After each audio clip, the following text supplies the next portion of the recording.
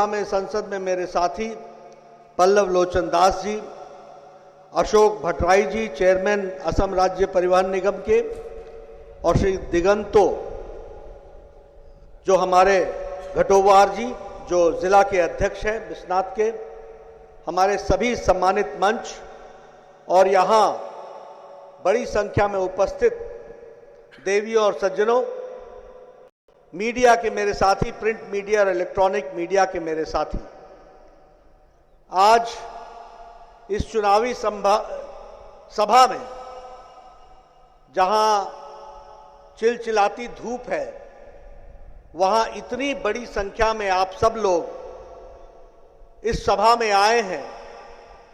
आपका जोश और आपका समर्पण देख करके मैं ये कह सकता हूं कि आप सब लोगों ने 27 तारीख को होने वाले चुनाव में रंजीत दत्ता जी को आशीर्वाद देने का मन बना लिया है, यह मैं जरूर कहना चाहता हूं। मुझे खुशी है कि महिला शक्ति भी बड़ी संख्या में यहां उपस्थित है। हमारी माताएं, बहनें बड़ी संख्या में आई हैं, और जहां मातृशक्ति चल पड़ती है उसकी विजय सुनिश्चित होती है, यह भी हम जानते हैं। मित्रों, हम सब लोग चुनाव के दृष्टि से चयन करने वाले हैं। कई बार चुनाव में लोग प्रलोभन देते हैं, ये मेरा भाई है, ये मेरा रिश्तेदार है, ये मेरा नजदीकी है, ये नदी के इस पार का है, वो नदी के उस पार का है। अपने और पराये का भेद करने की कोशिश करते हैं। लेकिन यह चुनाव मुद्दों का चुनाव है।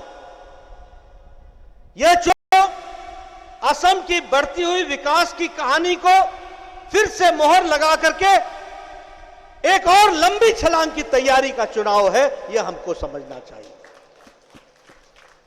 और इसीलिए अपना पराया छोड़कर, नजदीकी और रिश्तेदार का विषय छोड़कर असम को क्या चाहिए, इस बात के लिए हमको चुनाव करना है। मित्रों, एक तरफ भारतीय जनता पार्टी है और साथ में असम गण परिषद है, दूसरी तरफ कांग्रेस पार्टी है और उसके साथ बदरुद्दीन अजमल की पार्टी है। हमको तय करना है। कांग्रेस का काम है लटकाना, अटकाना, भटकाना, और बीजेपी का काम है आपको हक दिलाना, आपकी रक्षा करना और आपको समृद्धि प्रदान करना। यह बीजेपी की ताकत है।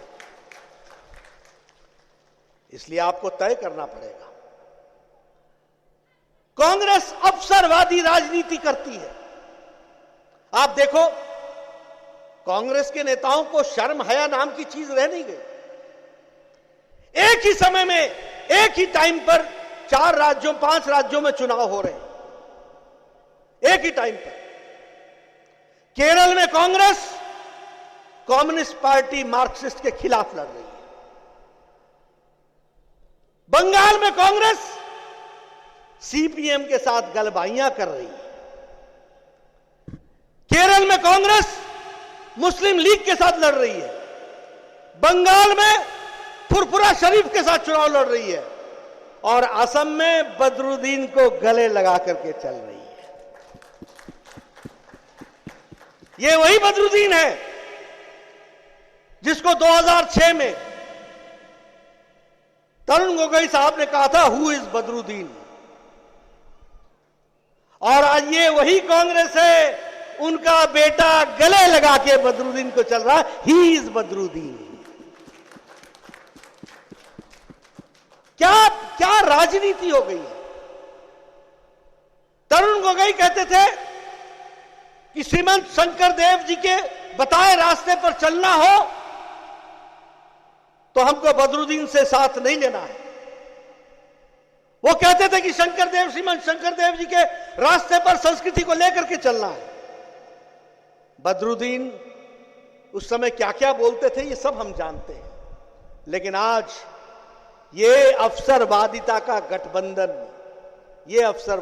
गठबंधन हमको देखने को मिलता है। इसलिए हम एक तरफ कह सकते हैं कि कांग्रेस पार्टी की न नीयत साफ है न नीति साफ है, और जब नीयत और नीति नहीं है तो कार्यक्रम नाम की तो चीज ही नहीं है। और एक तरफ भारतीय जनता पार्टी है, मोदी जी से लेकर के सर्बानंद सोनोवाल तक, और सर्बानंद सोनोवाल से लेकर के रंजीत दत्ता तक, सर्बानंद सोनोवाल से लेकर के पल्लव लोचन दास तक, सर्बानंद सोनोवाल से लेकर के कामाख्या प्रसाद तासा तक, नीति भी साफ है, नीयत भी साफ है, और कार्यक्रम भी आपके विकास का है, यह हमको समझना चाहिए।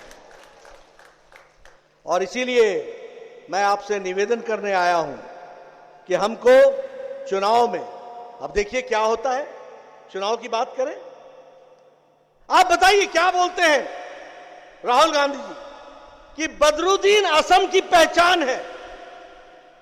अरे असम की पहचान होगा तो गोपीनाथ बारदोलोई होंगे, अगर असम की पहचान होगी तो यहां के सपूत भूपेंद्र हजारिका होंगे, अगर यहां की पहचान होगी तो श्रीमंत शंकर देव होंगे, जिसके माध्यम से यहां की संस्कृति की चिंता होगी। लेकिन विनाश काले विपरीत बुद्धि, विनाश काल आया हुआ है।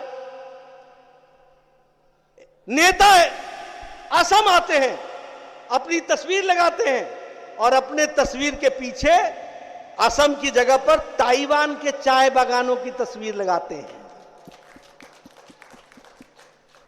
नेता असम आते हैं, अपनी तस्वीर लगाते हैं, और अपने पीछे श्रीलंका के चाय बागानों की तस्वीर लगाते हैं। नेत्री आती हैं, 5 गारंटियों की बात करती हैं, चौथे के बाद भूल जाती हैं, और कांग्रेस के नेता कहते हैं कुछ भी बोल दो, वायदे निभाने के लिए तो होते नहीं है। यह कांग्रेस का चरित्र है, यह कांग्रेस की सोच है। मैं बहुत सी बातें बता सकता हूं। अभी मुझे बताया गया कि कुछ लोग चाय के बागान में जाकर फोटो खिंचा रहे थे, पत्ती तोड़ रहे थे। आप बताओ, आपके यहां पत्ती तोड़ने का सीजन अप्रैल महीने में आता है कि नहीं आता है? अप्रैल में आता है ना, ठीक बोल रहा हूं? तो मार्च महीने में क्या कर रहे थे चाय के बागान में? इनके हाथी के दांत दिखाने के और है, खाने के और है, कहने के लिए कुछ, करने के लिए कुछ। इनकी सोच अपने ढंग की है। आप बताइए, यहां भारतीय जनता पार्टी ने यहां की संस्कृति की रक्षा की कि नहीं की? यहां की भाषा की रक्षा की कि नहीं की? क्या यह सच्चाई नहीं है कि नामघर जो हमारे ट्राइबल, वहां उनकी रक्षा करने का सवाल उठा तो यह सर्बानंद सोनोवाल की सरकार है जिसने 2,50,000 लाख खर्च करके, 2.5 लाख खर्च करके, 2,50,000 खर्च करके नामघरों का फिर से सुदृढ़ीकरण कराने का काम पकड़ा, और 12,000 नामघरों के लिए काम पकड़ा है। आप बताइए, नामघर के आसपास की जमीन को लोग हड़प रहे थे कि नहीं हड़प रहे थे? उस पर कब्जा कर रहे थे कि नहीं कर रहे थे? उस कब्जे को छुड़वाने का काम अगर किसी ने किया है तो वो सर्बानंद सोनोवाल जी की सरकार ने किया है, यह हमको ध्यान में रखना चाहिए। आप बताइए, असम दर्शन के तहत 9,000 नामघरों का जमीन की रक्षा और नामघर बनाने का काम चल रहा है कि नहीं चल रहा है? 9,000 नामघरों का किसने की संस्कृति की रक्षा? क्यों कांग्रेस को याद नहीं आया था? फोटो खिंचाने से फुर्सत मिले तो ना, कभी लोगों की सेवा करने का काम पकड़ा हो तो बताएं। भारत के राजनीति में असम को मुख्य धारा में लाने में एनडीए का और भारतीय जनता पार्टी का बहुत बड़ा योगदान है। अगर 1999 में अटल जी थे प्रधानमंत्री, जब गोपीनाथ बारदोलोई जी को भारत रत्न से सम्मानित किया गया था, 2019 में मोदी जी के नेतृत्व में असम के सपूत और महान व्यक्तित्व के धनी भूपेन हजारिका जी को भी मोदी जी के टाइम पर भारत रत्न दिया गया। आप बताइए, मुख्य धारा में असम को लाने वाला और संस्कृति और भाषा की रक्षा करने वाली कौन सी सरकार है? क्या हो गया था कांग्रेस को? सिर्फ अपनी को शाबाशी देने के सिवाय और कोई काम नहीं पकड़ा। उसी तरीके से माधव देव कला क्षेत्र, इसके लिए 43 करोड़ रुपए खर्च करने का काम पकड़ा तो सर्बानंद सोनोवाल की सरकार ने पकड़ा। अगर श्रीमंत शंकर देव जी की जन्मस्थली को फिर से सुदृढ़ीकरण करना और फिर से उसको ठीक करना और इसके साथ साथ उसकी जमीन पर जो कब्जा है उसको छुड़ाने का काम अगर किया तो वह भारतीय जनता पार्टी की सर्बानंद सोनोवाल जी की एनडीए की सरकार ने किया। और केंद्र ने 188 करोड़ रुपए इस काम के लिए दिए। इसलिए मित्रों, अगर असम की रक्षा और असम की संस्कृति की रक्षा हुई है तो वह भारतीय जनता पार्टी ने की है। आप बताइए कि इन्वायरमेंट को लेकर के, पर्यावरण को लेकर के और हमारे वाइल्ड लाइफ को प्रोटेक्ट करने के लिए असम की पहचान राइनो है कि नहीं है? असम को राइनो से जोड़ा जाता है कि नहीं जोड़ा जाता है? कांग्रेस पार्टी ने पोचिंग करने का काम पकड़ा था और कांग्रेस पार्टी के टाइम पर 106 से ज्यादा राइनो मारे गए थे। इसको अगर रोक किसी ने लगाई तो भारतीय जनता पार्टी की सर्बानंद जी की एनडीए की सरकार ने रोकी। अगर मैं सुरक्षा की बात करूं और अशांति की बात करूं तो अशांति की दृष्टि से अगर हम देखें तो हमको ध्यान में आता है 50 वर्षों से बोडोलैंड का आंदोलन चल रहा था। हजारों लोग मारे गए, हजारों लोग। कांग्रेस के को कभी याद नहीं आई कि इस आंदोलन को समाप्त करना चाहिए। 4000 से ज्यादा तो सिक्योरिटी के लोग मारे गए, हजारों सिविलियन मारे गए, कोई चिंता नहीं हुई। ये नरेंद्र मोदी जी के नेतृत्व में भारत के गृह मंत्री अमित शाह ने और सर्बानंद सोनोवाल जी ने बोडोलैंड का एकॉर्ड किया, बोडो की अस्मिता को भी बचाया और असम की धरती को भी बचाया और दोनों को मिलाकर के असम में बोडोलैंड एकॉर्ड किया गया। लगभग 3000 से ज्यादा आर्म्स के साथ लोगों ने सरेंडर किया। 2500 से ज्यादा लोगों ने अरेस्टिंग दी। 4000 से ज्यादा लोगों को ने हथियार का समर्पण किया, असॉल्ट राइफल्स को समर्पित किया। असम में शांति लाने का काम हुआ और मोदी जी ने 1500 करोड़ रुपए बोडो वासियों को ठीक से बसाने के लिए उसको मदद करने की कोशिश की और उसको आगे बढ़ाया। इसको हमको ध्यान में रखना चाहिए। असम में शांति आ गई। जिन लोगों ने आत्मसमर्पण किया उनको रिहैबिलिटेट करने के लिए 4 लाख रुपए एक साथ दिए गए। 3 साल के लिए उनको स्टाइपेंड दिया गया। हर दृष्टि से उनको मुख्य धारा में लाने के लिए हर महीने 6000 रुपए दिए गए। और अगर मैं बॉर्डर की सिक्योरिटी की बात करूं, घुसपैठ को रोकने की बात करूं, तो इलेक्ट्रॉनिक सर्वेलेंस शुरू हुआ। डिजिटल तरीके से सर्वेलेंस का काम शुरू हुआ और उसी तरीके से अपनी फौज की और अपने पैरामिलिट्री फोर्सेस की गश्त बढ़ाई गई, ताकत बढ़ाई गई ताकि बॉर्डर सिक्योर हो सके और घुसपैठियों को रोका जा सके। इस तरीके का काम पकड़ा। अगर मैं अस्मिता की बात करूं, आप बताइए, यहां चाय के बागान में रंजीता बहुत लोग रहते हैं, रंजीत दत्ता जी, बहुत से लोग चाय के बागान में रहते हैं। यह सर्बानंद सोनोवाल की सरकार थी, यह एनडीए की सरकार थी जिसने पट्टे दे करके गरीब लोगों को उनका मालिकाना हक देने का काम किया, तो हमारी सरकार ने किया। पिछले 6 महीने में 3.5 लाख लोगों को पट्टे दिए गए। सड़क नहीं बन पाती थी क्योंकि कंपनसेशन नहीं दे पाते थे। कंपनसेशन इसलिए नहीं दे पाते थे कि सड़क पर लोग बसे हुए थे और जो बसे हुए थे उनके पास मालिकाना हक नहीं था। आज कंपनसेशन भी मिल रहा है, मालिकाना हक भी दिया गया है और 3.5 लाख लोगों को पट्टे दे करके उनको मुख्य धारा में शामिल करने का काम किया है। यह हमको ध्यान में रखना चाहिए। अगर मैं विकास की बात करूं तो हमारे ध्यान में आता है कि चाहे वो बोगीबील ब्रिज हो जो लंबे समय से लटका हुआ था, अटका हुआ था, भटका हुआ था, उसको सिरे चढ़ाने का काम भारत के प्रधानमंत्री नरेंद्र मोदी जी ने किया। यह भी हमको ध्यान में रखना चाहिए। 6 साल में 5 ब्रिज बना करके दिए। विकास की एक नई कहानी लिखी गई। और उसी तरीके से यहां से प्रधानमंत्री तो मनमोहन सिंह हुए, राज्यसभा में गए, लेकिन गैस की रॉयल्टी नहीं दे सके और मोदी जी प्रधानमंत्री बने। 1 हफ्ते के अंदर 8,000 करोड़ रुपए की गैस की रॉयल्टी दे दी असम के लोगों को। यह भी हमको समझना चाहिए। वो लटकाते रहे, वो भटकाते रहे, हम काम करते रहे, इस बात को हमको समझना चाहिए। अगर मैं फाइनेंस कमीशन की बात करूं तो 13वीं फाइनेंस कमीशन में 2013 से पहले 55,000 करोड़ रुपए असम को मिले थे और 14वीं फाइनेंस कमीशन में असम के विकास के लिए 1,55,000 करोड़ रुपए मोदी जी ने दिया। यह भी हमको ध्यान में रखना चाहिए। रोड के लिए 11,500 किलोमीटर की सड़कें बनाने का इंतजाम किया गया और उसी तरीके से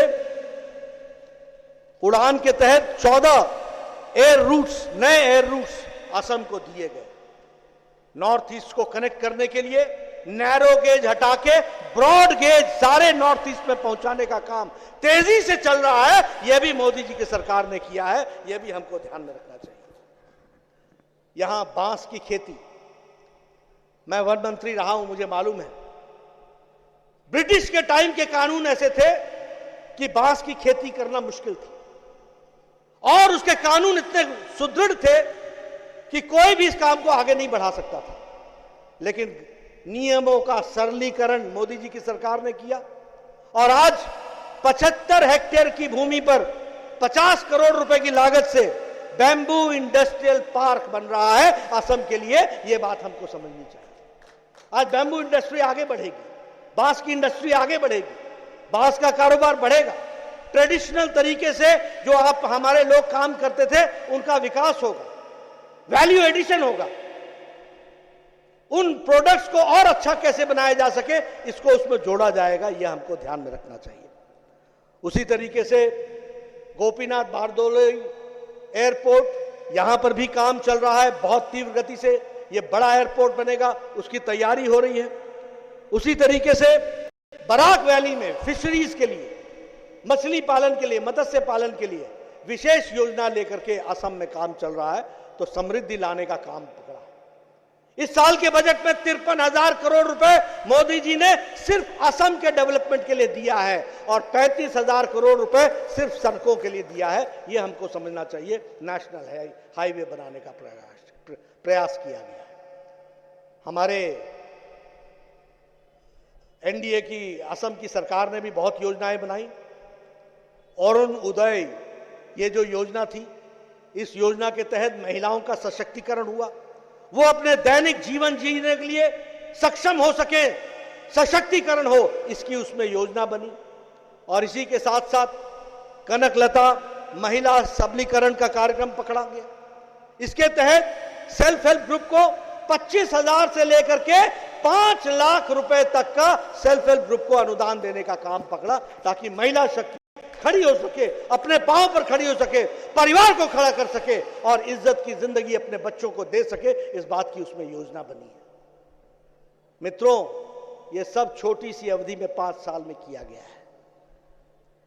अगर मैं स्वच्छ भारत की बात करूं तो असम में अगर 11 करोड़ टॉयलेट सारे देश में बने हैं तो 60 लाख टॉयलेट्स यहां असम में भी बने हैं और ओपन डेफिकेशन फ्री हो गया है असम। यह भी हमको समझना चाहिए।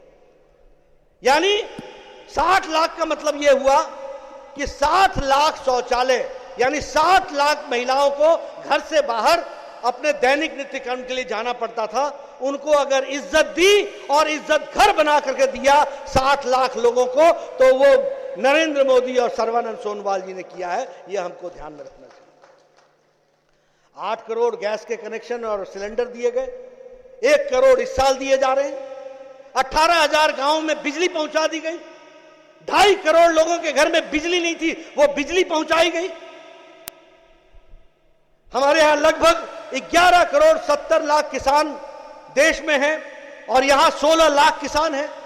उनको प्रधानमंत्री किसान सम्मान निधि के तहत साल में 6,000 रुपए, 2 साल में 12,000 रुपए और तीसरे साल की 2 किश्त यानी 14,000 रुपए पहुंचाने का काम किया है। तो नरेंद्र मोदी जी ने किया है, यह हमको ध्यान में रखना चाहिए। सारे बोलते थे किसान का नेता, किसान का नेता। किसी किसान के नेता ने कोई किसानों का भला नहीं किया, लेकिन मोदी जी हैं जिन्होंने किसान फसल बीमा से लेकर के, किसान सम्मान निधि से लेकर के, सॉइल हेल्थ कार्ड से लेकर के, ईच ड्रॉप मोर क्रॉप से लेकर के किसानों की तस्वीर बदलने का काम पकड़ा, तो नरेंद्र मोदी जी ने किया। यह हमको समझना चाहिए। मैं स्वास्थ्य मंत्री रहा था। आयुष्मान भारत, 50 करोड़ लोगों को 5 लाख रुपए का हेल्थ कवरेज, और सर्वानंद पीछे नहीं रहे, अटल हेल्थ कार्ड चला दिया, 2 लाख रुपए का समर्थन आपने भी दे दिया, एक व्यक्ति को 7 लाख रुपए का हेल्थ का कवर मिला। मित्रों, ये बदलती तस्वीर है, ये असम की बदलती तस्वीर है। अब यहां हमारे रंजीत दत्ता साहब हैं, मेरे साथी रहे हैं, हम 2002 से एक साथ काम करते रहे। रंजीत दत्ता साहब ने इस इलाके को एक अलग पहचान दी है। चाहे सड़क बनाने का काम था, चाहे बिजली पहुंचाने का काम था, चाहे पानी पहुंचाने का काम था, इंक्लूसिव काम इन्होंने किया है। सब तरीके से सर्वांगीण विकास का काम रंजीत दत्ता साहब ने पकड़ा है। और यही नहीं, अगर मैं बात करूं इंजीनियरिंग कॉलेज यहां लाने का काम और वो सेंटर ऑफ एक्सीलेंस बनाने के लिए कटिबद्ध है, तो रंजीत दत्ता है। इस बात को भी हमको समझना चाहिए, इसको भी हमको ध्यान में रखना चाहिए। विकास के दृष्टि से ITI का उन्नयन हो, उसकी भी चिंता की गई है। स्कूल्स का में साइंस का, डिग्री कॉलेज में साइंस का स्ट्रीम आए, साइंस का डिसिप्लिन आए, इसके लिए भी मेहनत हुई है। ये दिन रात एक करके आपकी सेवा में जुटे रहते हैं। और इसलिए चुनाव में मैं आपका ज्यादा समय न लेता हूं, एक ही निवेदन करने आया हूं। मोदी जी के हाथ मजबूत करने हैं। अगर बीजेपी की सरकार लानी है असम में, तो रंजीत दत्ता को फिर से विधानसभा में भेजना पड़ेगा और कमल खिलाना पड़ेगा। इस बात के लिए हमको काम करना पड़ेगा। मैं आपकी तालियों की गड़गड़ाहट से यह पता लगा सकता हूं कि आपने रंजीत जी को आशीर्वाद देने का मन बना लिया है और आशीर्वाद आप दे रहे हैं, यह आपको मैं जरूर कहूंगा। मित्रों, अंत में मैं फिर आपसे कहना चाहता हूं, अगर लटकना चाहते हो, भटकना चाहते हो, अटकना चाहते हो, तो कांग्रेस पार्टी। अगर समाधान चाहते हो, विकास चाहते हो, अगर अपने आप को स्थापित करके समृद्धि चाहते हो, तो भारतीय जनता पार्टी कमल का निशान, ये ध्यान में रखना।